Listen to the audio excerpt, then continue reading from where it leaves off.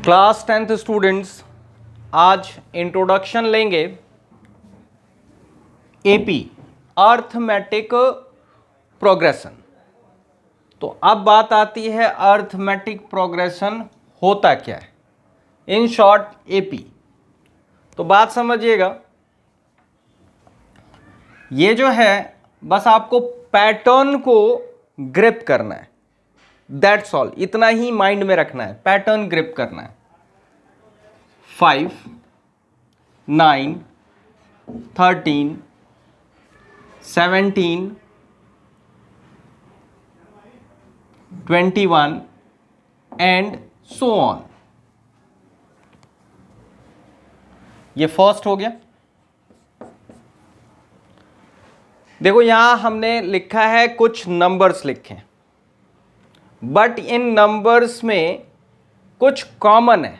Next को लिखने के लिए हमने क्या किया है, 5 है, नेक्स्ट 9, नेक्स्ट 13। तो जरा देखो 5 में आप सिर्फ ये सोचो क्या ऐड किया, 5 में क्या ऐड किया, 9 हो गया, तो 6, 7, 8, 9, कितना ऐड किया, 4, दिस इज 4। 9 में क्या ऐड किया, 13 हो गया, दैट इज 10, 11, 12, 13, अगेन 4 प्लस किया, फिर 4 प्लस किया, फिर देखो, फिर 4 प्लस किया, फिर 4 प्लस किया। दैट मीन्स नेक्स्ट लिखने के लिए हम प्रीवियस वाले में 4 ऐड करते जा रहे हैं। सेकेंड वन देखना, दिस इज 93, 90, 87, 84,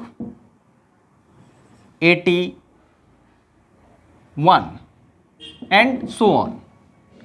इस वाले में क्या कर रहे हैं, ये डिक्रीजिंग में, देखो सबसे बड़ा 93, फिर 90, फिर 87, फिर 84, फिर 81।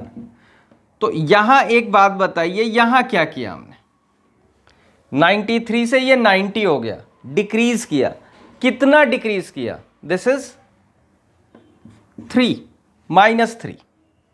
नेक्स्ट 90 में से 87 आ गया, तो 90 से डिक्रीजिंग में जाओ, 89, 88, 87, फिर से 3 डिक्रीज कर दिया, फिर 87 के बाद 84 है नेक्स्ट, तो 86, 85, 84, फिर से 3 डिक्रीज कर दिया, फिर से 3 डिक्रीज कर दिया।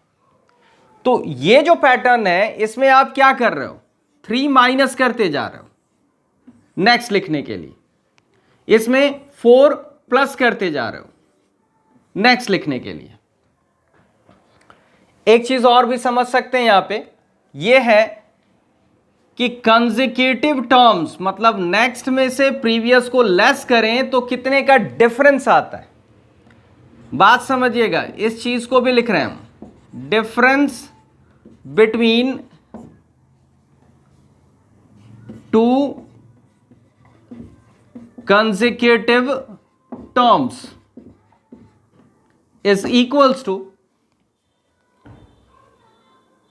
5 से 9, 9 माइनस 5, 4। यहां difference between two consecutive terms is equals to -3। तो इस टाइप के सीरीज को हम एपी कहते हैं, इस टाइप के पैटर्न को नंबर ऑफ सीक्वेंस है, this sequence of numbers, sequence, और इस टाइप के सीक्वेंस को हम क्या कहते हैं, एपी, अर्थमेटिक प्रोग्रेशन।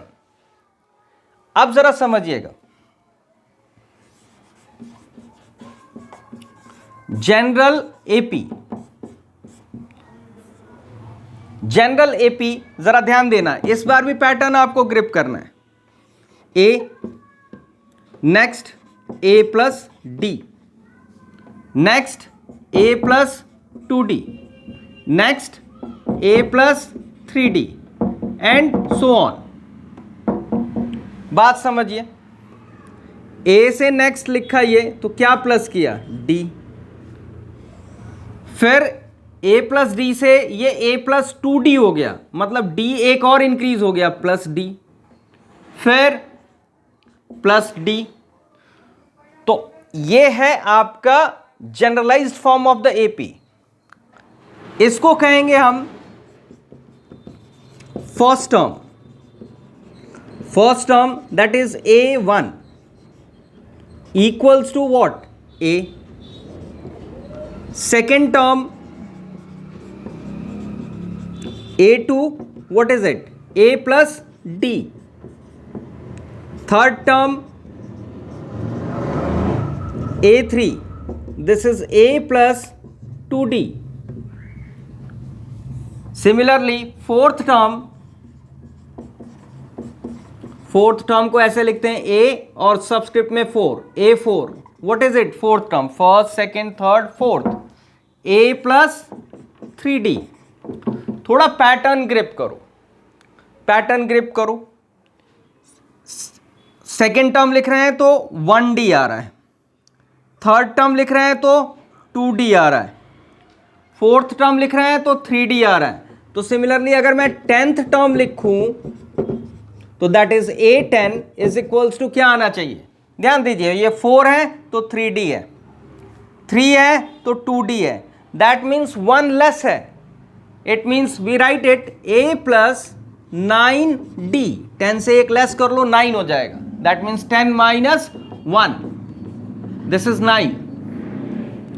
अगर मैं यही कहूं 90th टर्म तो that is a90 is equals to क्या लिखूं मैं, a प्लस 90 से 1 लेस, मतलब 90 माइनस 1 क्या होगा, 89, दिस इज 89d। अब अगर मैं जनरलाइज्ड फॉर्म में nth टर्म लिखूं, दिस इज nth टर्म, तो this is an, this is a plus n के प्लेस में क्या लिखूं, दिस इज n, तो जैसे हमने 90 माइनस 1 किया तो आया 89, तो यहां n माइनस 1 करूंगा तो क्या लिखूंगा, कुछ नहीं लिख सकता, तो यही लिखूंगा, that is n minus 1d। This is the nth term of the AP. और ये जो d है, d को कहते हैं हम common difference, this is called common difference between two consecutive terms, this is d। और d फाइंड आउट करने का तरीका होता है, आप नेक्स्ट टर्म में से प्रीवियस टर्म को लेस करो, that means a2 minus a1 करो, या a3 माइनस a2 करो, या a4 माइनस a3 करो, सब इक्वल आएंगे, ऐसा चलता रहेगा। तो जनरल वे में हम लिखते हैं, ध्यान देना, d is equals to n plus 1th term minus an, where n is equals to 1 2 3 and so on। अब जरा ध्यान दीजिए, n के प्लेस में अगर मैं 1 पुट करूं तो d इक्वल्स टू क्या आ जाएगा, 1 पुट कर रहा हूं तो 1 plus 1 this is 2, this is a2 minus 1 a1, 2 put करता हूं तो 2 प्लस 1 दैट इज 3, तो d becomes a3 minus 2 a2। तो आप किसी भी वे से निकाल सकते हो, क्लियर है। तो this is the introduction of AP. Application कहां है, अब एप्लीकेशन सुन लीजिए। जो आपका क्रॉप यील्ड होता है वो इंक्रीज करता है in AP, but human population जो है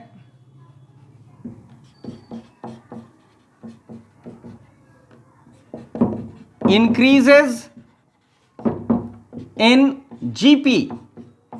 जीपी मतलब ज्योमेट्रिक प्रोग्रेशन।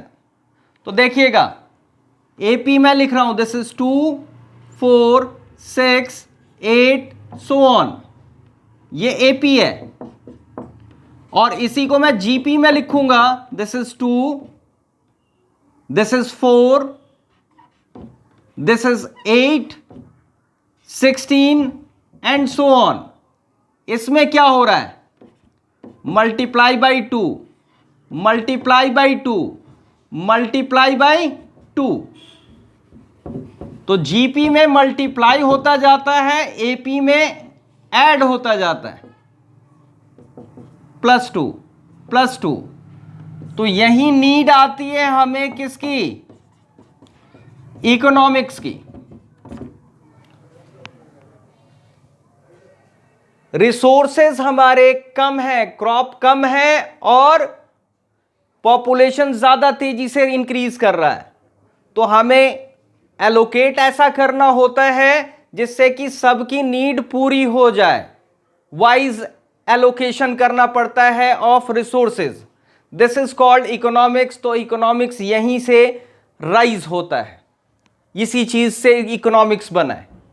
ओके, नीड यही है इकोनॉमिक्स की कि आप जो increasing in GP human population है और in crop yield increases in AP, तो ये फास्टर होता है ह्यूमन पॉपुलेशन का इंक्रीज, और क्रॉप यील्ड उतना फास्टर नहीं होता है। इसलिए हम ये सारा कुछ एलोकेशन करते हैं नीड इकोनॉमिक्स, कि उतना ही यूज करो जितनी जरूरत है, ज्यादा यूज ना करो क्योंकि दूसरों को कम पड़ जाएगा।